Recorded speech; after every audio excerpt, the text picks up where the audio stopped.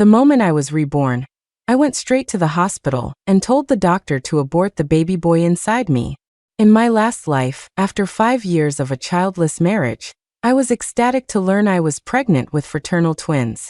But then the doctor diagnosed them as being too large and told me I needed a selective reduction, or my own life would be in danger.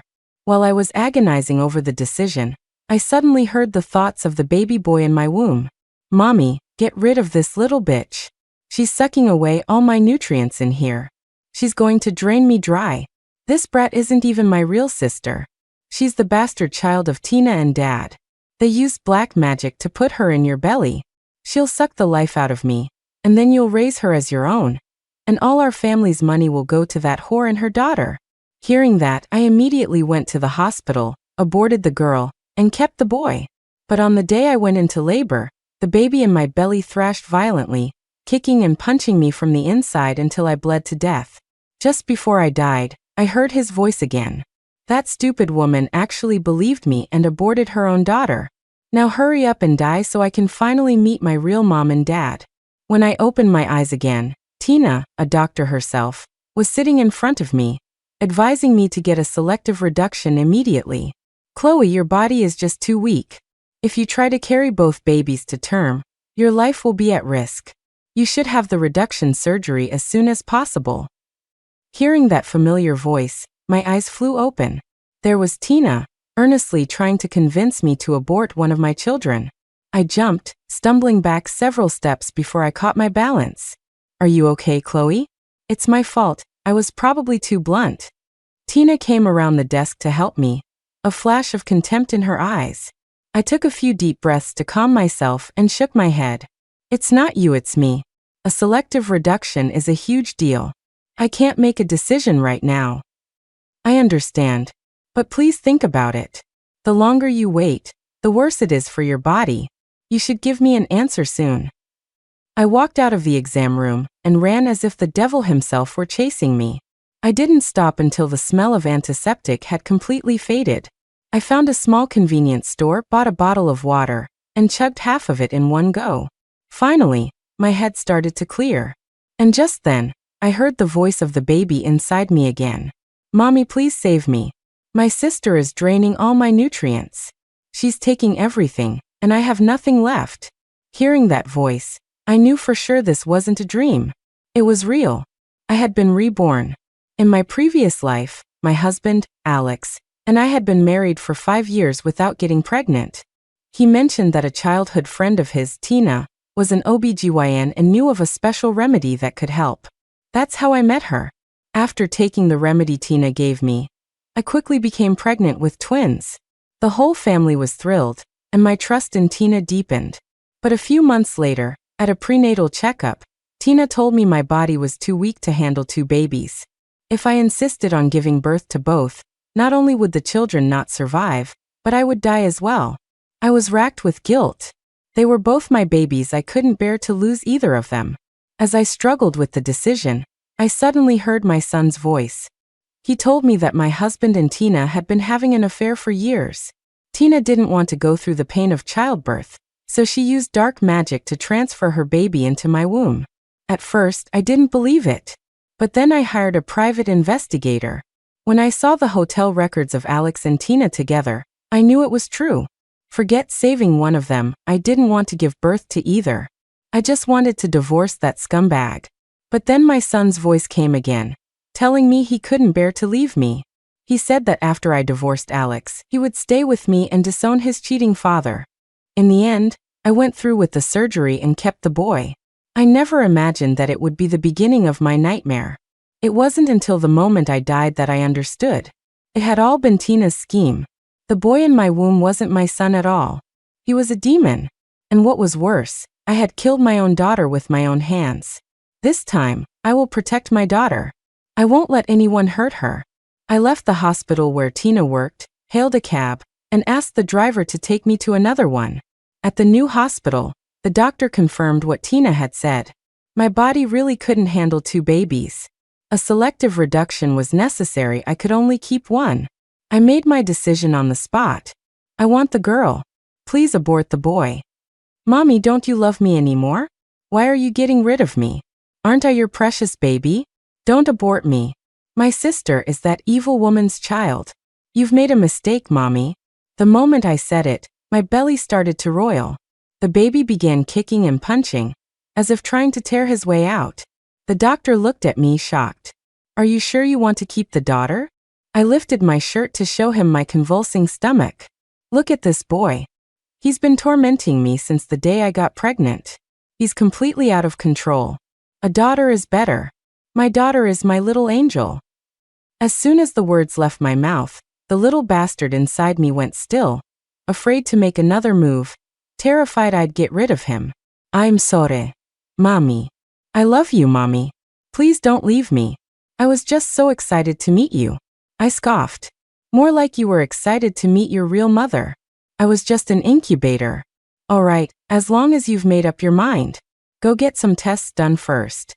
They needed to check my condition before the surgery, so the doctor sent me for a few scans. I was desperate to get rid of the little bastard, so I spent the entire day rushing between different labs, getting tests and collecting results. Your health looks good. I can schedule the procedure for the day after tomorrow.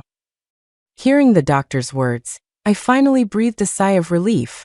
In just 2 more days, I could escape the tragic fate of my past life. What procedure?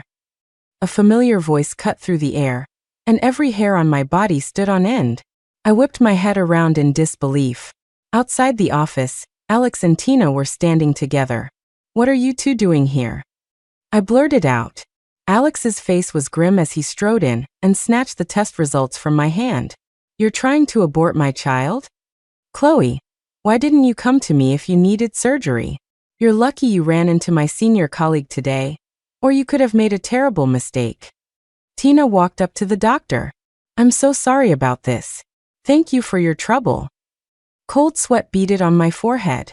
I dug my nails into my thigh and threw myself into Alex's arms, crying, Honey, it's not that I wanted to abort our child. It's just that Tina said my body couldn't handle both of them, that I had to get rid of one. I couldn't bear it, so I wanted to get a second opinion from another doctor. Chloe, I was just trying to do what's best for you. I can't believe you don't trust me. Tina stomped her foot in frustration. Besides, my colleague told me you wanted to abort the boy. Alex, your family has been waiting for a male heir. Are you trying to end his family line? I feigned shock and burrowed deeper into Alex's arms. That's because you told me the girl was stronger because she was absorbing nutrients for 2, and the boy was weak. You said he'd be sickly if he was born, so it was better to abort him now. Alex frowned at me. You should have discussed this with me.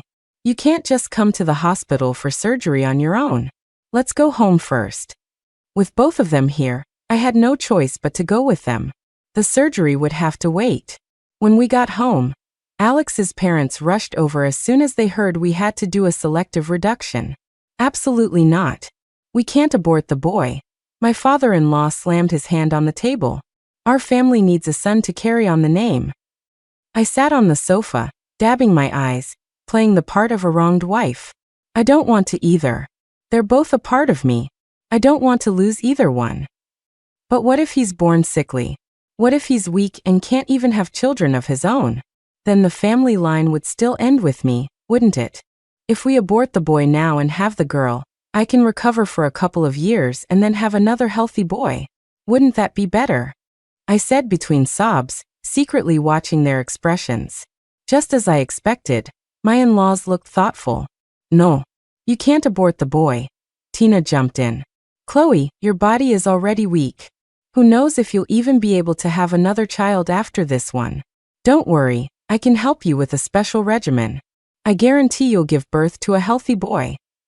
To make her words more believable, she added, and don't forget, you couldn't get pregnant for years. It was my remedy that helped you conceive twins in the first place. That's right. Keep the boy. With Tina helping you, there won't be any problems. Now everyone was on her side. My father-in-law slammed the table again, making the decision for me. But they all forgot one thing.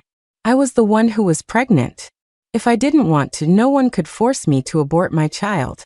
No, I can't bear to part with either of them, I said, turning the problem back to Tina. Tina, since you can help me with my health, can you help me keep both babies? Well, that might be difficult. Your life would be at risk, and that's not worth it. It doesn't matter. I would trade my life for my children's lives, as long as they're both healthy. Tina and Alex exchanged a look. They hadn't expected this and were clearly out of ideas. They would have to discuss it in private. If I can't keep them both, then I might as well just die. I added more fuel to the fire, making a show of running for the balcony. That stopped them all in their tracks. Tina had no choice but to grit her teeth and agree to help me with a special treatment plan. A few days later, Tina arrived with a large bag of herbs, instructing me to take them every day. She warned that missing even a single dose could be life-threatening. I took a sharp breath and nodded gravely. Don't worry. I will. To thank Tina, Alex had her stay for dinner. After dinner, Alex drove her home, and I went to my room. I lay on the bed and started examining the herbs Tina had given me. Just then, the little bastard in my belly started trying to manipulate me again. Mommy, you have to take the medicine, so my sister and I can both survive. We both want to meet you so badly. His words confirmed my suspicions. There was definitely something wrong with this medicine. I couldn't take it. I pulled out my phone and accessed the feed from Alex's dash cam. The moment it connected, I saw him and Tina wrapped around each other making out. Will that medicine of yours work? Alex asked. Don't worry, Tina said. I got it from a master. Once Chloe takes it, it will boost our son's ability to absorb nutrients. He'll drain everything from Chloe and that little brat. Our son will be born big, fat, and healthy.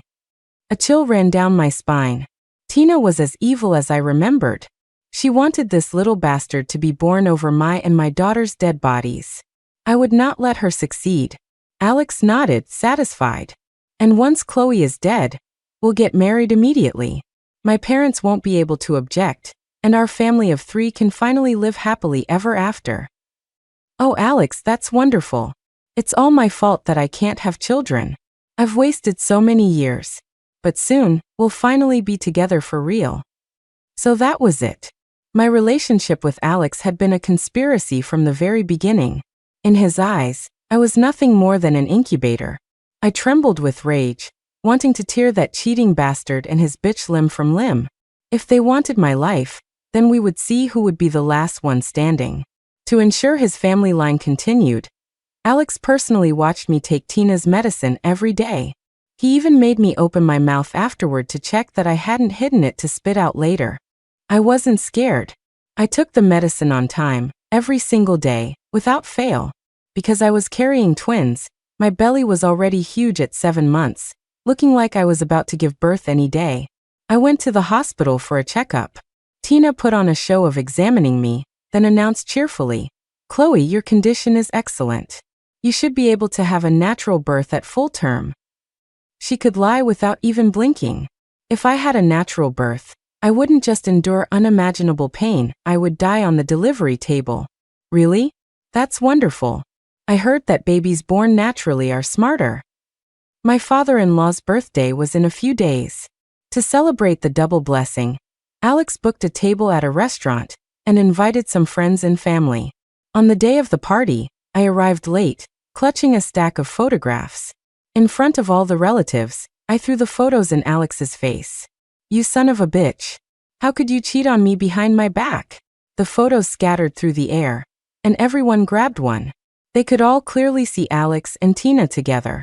My parents saw the photos and rushed forward, punching Alex. You bastard. Chloe is pregnant with your children. For a moment, Alex looked lost. Then he rushed toward me, trying to explain. Honey, listen to me. But I screamed and collapsed, clutching my stomach. My stomach hurts so much. I'm going into labor. Help me. How can you be in labor? You're only 7 months along. It's not time yet. Alex panicked, not knowing what to do. It hurts so much. I'm really going into labor. A group of people scrambled to carry me to a car to rush me to the hospital. Go to City General. Tina's there. Alex yelled. My mother slapped him across the face. What did you say? You want his mistress to deliver my daughter's babies? Who knows what she'd do to her? My mother directed the driver to another hospital. Alex was furious but helpless. He didn't dare say another word and could only text Tina secretly. I watched it all unfold and managed a small smile. At the hospital, I was quickly wheeled into the delivery room. Given my condition, the doctors prepared for a C-section. Everything was happening far outside of Alex's control. He grabbed a doctor's arm. "Doctor, my wife is only 7 months pregnant. She can't give birth now, can she? The patient is in critical condition. If we delay any longer, we could lose all 3 of them. It's premature, but our pediatric team will be on standby to do everything they can to save both children." "Then you have to save the boy first. Doctor, save the boy." Forgetting that others were there, Alex blurted out his demand. The doctor, having seen this many times before, simply said he would do his best and went into the operating room. Not long after the doctor went in, Tina rushed in. "What's the situation, Alex?" She didn't yet know their affair was exposed, so she didn't notice the strange looks everyone was giving her. "You little slut. You must have seduced my son. If anything happens to my grandson, I'll kill you." My mother-in-law lunged forward, grabbing Tina's hair and screaming at her. "Don't you worry," my mother-in-law said to my parents. "Chloe is a hero to our family. We will never let this woman into our home." My parents were furious, but they were more worried about me. They just grunted in agreement, their eyes fixed on the operating room doors. "Alex, help me! Help me!" Tina shrieked. But in front of so many people, Alex didn't dare defend her. He could only watch. Soon, the operating room doors opened, and a doctor came out holding a baby. Everyone swarmed forward, and Tina pushed her way to the front.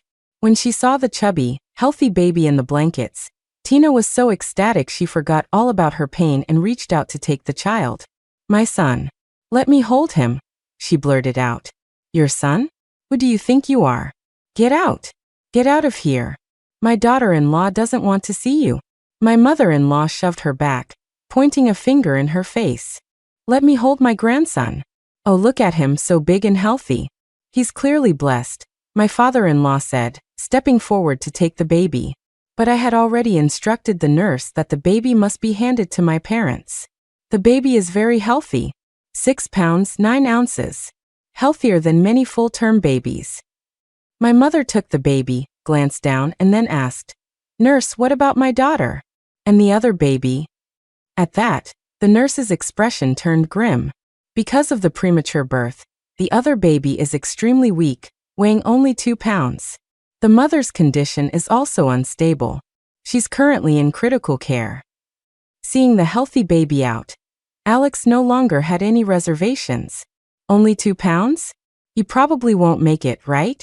Maybe we should just let him go. Just focus on saving my wife." Tina chimed in. Yes. I'm a doctor. A 2-pound preemie has a very low survival rate. Even if he survives, it will cost hundreds of thousands of dollars. It's just a girl, it's not worth it." My in-laws had calmed down by then, their faces troubled. "Where would we get that kind of money? It would be one thing if he lived, but what if he doesn't?" The message was clear. They didn't want to save the other baby. Just as my parents were about to speak, Alex cut them off. "Mom, Dad, the most important thing right now is Chloe. Are we really going to give up on her for a preemie? No. We want both the mother and the child. No matter how much it costs, if we can save the baby, it's worth it," my mother said, refusing to be swayed. The nurse nodded. "Don't worry, we'll do our best." No matter who survived, it was bad news for Tina and Alex. Tina quickly asked the nurse, "Can the husband go in to be with her? Maybe that would strengthen her will to live." Alex understood what she meant and put on a deeply concerned face. "Yes, let me go in and be with my wife. I can't live without her." Just as the nurse was about to reply, the door behind her opened again. "Chloe's family? Sign this quickly. Your son's condition isn't good." A doctor ran out, holding a critical condition notice. The air seemed to freeze. "What? The son?" Tina was the first to speak. "That's impossible. You must be mistaken. Isn't the son right here?" The nurse didn't have time to argue. She tapped the form in her hand. "What are you talking about? The girl came out first. The son came out second, and he's only 2 pounds. Sign the form." He's in critical condition and needs to be rushed to the NICU immediately. Hearing this, my mother unwrapped the baby's blanket, checked, and cried out in delight. Oh, a mistake, a mistake. This is my granddaughter, not my grandson. You could fake a lot of things, but not that. After making sure everyone had seen, my mother rewrapped the blanket and said to Alex, a 2-pound baby, he probably won't make it. Maybe we should just let it go. No. You have to save my son. Whatever it costs, save him. Get your hospital's top specialists for a consult now. Tina screamed, her face contorted with madness, her eyes looking like they were about to pop out of her head. The nurse looked at her, confused. You've got it wrong, this isn't your son. Where's the father? We need a decision now. He is mine. That is my son. Save him now or I'll kill you all. My mother, holding my daughter, turned to my in-laws. Is this woman crazy? My daughter is still in there, and she's already trying to claim the baby. And don't you forget whose fault it is that the baby is so weak in the first place. My mother-in-law pulled Tina away and slapped her hard. You jinx. This is all your fault. If it weren't for you, my grandson wouldn't have been born premature. Get out. Doctor, you have to save my son. You have to. Alex, finally snapping out of it, signed the critical condition notice. Enough. Stop fighting. What's the point of this now? He separated his mother and Tina, then slumped into a chair, defeated. Oh, my poor grandson. You've suffered so much. It's all because of this horrible woman. The premature baby was quickly placed in an incubator and wheeled out, on his way to the pediatric ward. He was so tiny he was barely the size of my palm. Lying there, he struggled for every breath, looking like he could die at any moment. Tina stared after him, desperate to follow, but her sense told her the baby needed immediate medical attention, or his life would be in danger. After the doctors stitched me up, they wheeled me out of the operating room. The first thing I did when I woke up was ask to see my baby. Thankfully, my mother had listened to me and held on to my daughter the entire time, never letting go. Alex and the others were all focused on the preemie in the NICU, so they paid little attention to the daughter. Holding my chubby, healthy daughter, I couldn't help but cry. Thank God. This time I had saved her. The moment I knew there was something wrong with the medicine Tina gave me, I gave a sample to my parents and asked them to investigate. If Tina could get her hands on something like that, so could others. She wanted her little bastard to drain the life from me and my daughter, but I wouldn't let her. I swapped out every dose of the medicine Tina gave me. The medicine I took was designed to strengthen my daughter's ability to absorb nutrients, including the share meant for that little bastard. But just as the doctor had said, if I waited until full term, I would still die. So I induced labor early, timing it perfectly to happen in front of everyone. They would just assume I went into shock after discovering Alex's affair. That afternoon, my parents went home to prepare my recovery meals, leaving me alone in the room with my daughter. Just then the door opened. Tina walked in, her face dark. She looked at the baby in my arms, a venomous glint in her eyes. How did this happen? Did you do something? Now that the babies were born, there was no need to pretend anymore. I held my daughter tighter and sneered. The pot calling the kettle black. I've never met someone as shameless as you. What, you have time to come to my room and throw a fit, but no time to visit that sickly little bastard in the NICU. You knew. It was you. You're the one who harmed my son. Tina shrieked, pointing at me. Don't be ridiculous. You tried to harm me first, I was just defending myself. And let me remind you, I am still legally that little bastard's birth mother. That means I can stop his treatment at any time and send him on his way. You wouldn't dare. That's my son. And who's going to believe you? Tina couldn't take it anymore and lunged at me. With my daughter in my arms, I screamed for help. A nurse rushed in and pulled her off me. I immediately grabbed my phone and called the police. The police arrested Tina and held her for a few days. That's when Alex started to panic. He was already stressed about the baby in the NICU, and now Tina was in jail. She was the baby's real mother, after all. He came to me begging. You bastard. I'm still recovering from childbirth, and you have the nerve to come here and plead for your mistress? The audacity.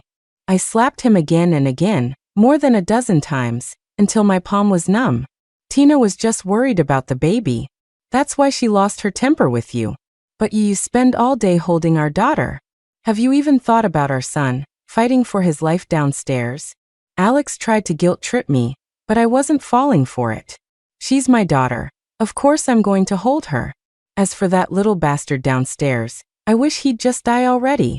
Alex's eyes darted away. He knew that I knew everything. There was no point in saying anything more.